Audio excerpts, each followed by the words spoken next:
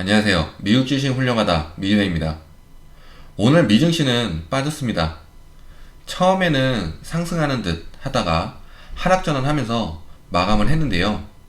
그리고 변동성도 굉장했습니다. 이런 날은 옵션 스윙 하시는 분들은 방향 잘못 잡으면 프리미엄 엄청 녹았을 거라 생각이 들고요. 옵션 안 하신 분들은 신경 안 쓰셔도 되지만 옵션 하시는 분들은 아실 겁니다. 그래서 계속 단타만 치게 되네요. 하여튼 우선 지난 영상에서 말씀드렸듯이 S&P 500은 4,400 그리고 나스닥은 15,000 위로 올라서 줘야 그나마 상승 여력이 나올 수 있는데 오늘 S&P 500은 4,389 부근 갔다가 내려오기 시작했고요. 나스닥은 14,883 부근에 오르다가 내려오기 시작했습니다. 그리고 차트 보시는 분들을 위해서 지난 영상을 복습하면 아랫부분에 전저점이 가까이 있는 상황에 증시가 안 좋게 흘러준다면 그 부분에 도달을 하고 방향을 잡을 거다라고 말씀을 드렸습니다. 그래서 우선 S&P는 전저점에 도달을 했습니다. 지금 증시는 하락 추세로 변경이 되어서 내려오고 있는 상황인데요. 아직 첫 번째 하락 추세가 마무리된 상황은 아닙니다. 그래서 이제부터 하루하루가 굉장히 중요한 날이 되겠습니다. 최대한 안 내리는 게 제일 증시에 좋겠습니다. S&P는 약 4277 부근 밑으로 하락하거나 위로 멀리 도망가지 못한다면 추가적으로 2차 하락이 나올 수 있습니다. 나스닥은 14,540 부근 주시하시면 좋겠습니다. 그 부근이 1차 하락세가 마감이 될 수 있는 자리이기도 하고요. 추가 2차 하락이 출현할 수도 있는 부근입니다. 그러니까 방향성을 한번 잡을 수 있는 자리라는 겁니다. 그래서 그 부분 주시하시면 좋겠습니다. 지금 부채한도 협상이 포커스가 많이 되고 있는데 부채한도 협상도 그냥 공화당하고 민주당하고 서로 탓돌리기 하는 것이고 그러면서 개미들만 치이는 부분입니다. 과거에도 많이 있었던 일이고요. 이러면서 그냥 흐지부지하게 별일 아니었던 것처럼 넘어갈 거라 생각이 듭니다. 지금 뉴스거리 없어서 이 부분에 중점을 많이 두는 것 같습니다. 또 부각된 뉴스는 임시 예산안은 편성이 되었지만 부채 한도가 상향된 데 아니고 미국은 이미 부채 한도를 넘어서서 불안하다는 이야기로 증시 하락에 일조를 하고 있습니다. 그리고 인프라 법안과 여러 가지 추가적인 법안들이 제대로 통과가 된 게 없어서 이 부분에서도 불안감이 있다라는 이야기도 나왔습니다. 만약 미국이 국채를 갚지 못하면 미국의 신용등급을 뒤로 강등시킬 수 있다는 경고도 있었습니다. 의회에서는 합의할 거라는 이야기가 나오긴 하는데 만약 합의가 안 되면 2011년과 같은 증시 폭락이 올 수도 있다고 나왔습니다. 오늘은 다음 분기 기업 실적에 대한 우려하는 이야기가 있었는데요. BBBY에서 공급망의 문제로 제품을 들여오는데 제품 가격이 크게 증가해서 수익에 문제가 생기고 있다고 했습니다. 매출은 줄고 이익은 크게 감소하고요. 그러면서 BBBY는 급락을 했습니다. 당연한 이야기인데 지금 나오고 있는 듯 합니다. 인플레이션 이야기와 같이 부각될 수 있었던 내용입니다.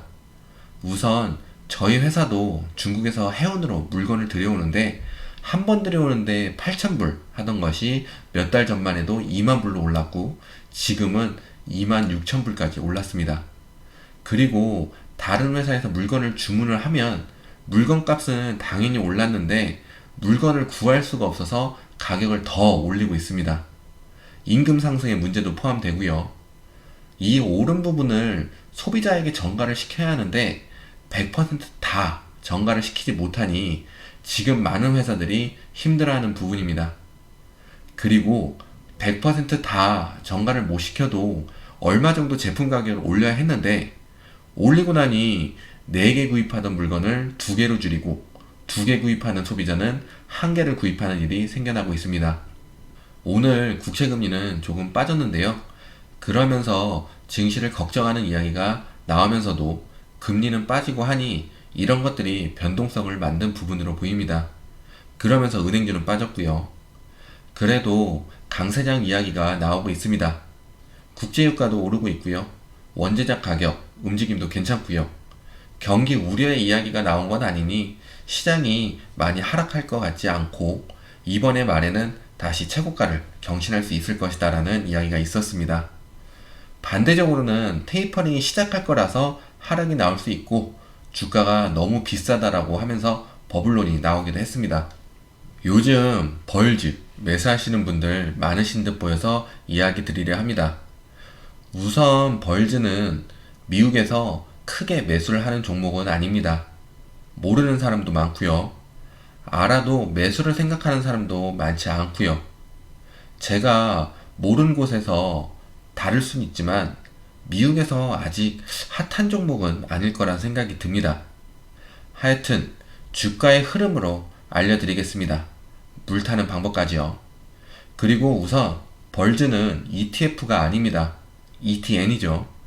간단히 설명드리면 ETF는 최소 10종목 이상, ETN은 최소 5종목 이상으로 구성되어야 합니다. 그리고 발행한 곳이 다릅니다. ETF는 자산운용사가 발행하고 운용을 하고요. ETN은 증권회사가 발행해서 운용을 합니다. ETF는 만기가 있지 않지만 ETN은 증권사의 신용도로 만기가 되었을 경우 지수 수익률의 지급을 보증하는 상품이고요. 1년에서 2년까지 선택할 수 있습니다. 우선 ETN을 보실 때는 발행한 증권사가 중요한 경우입니다. 중간에 증권사가 없어지거나 파산하면 돈을 회수할 수 없습니다. 다시 벌즈로 돌아와서 주가의 움직임으로는 23불과 24불이 최저점입니다.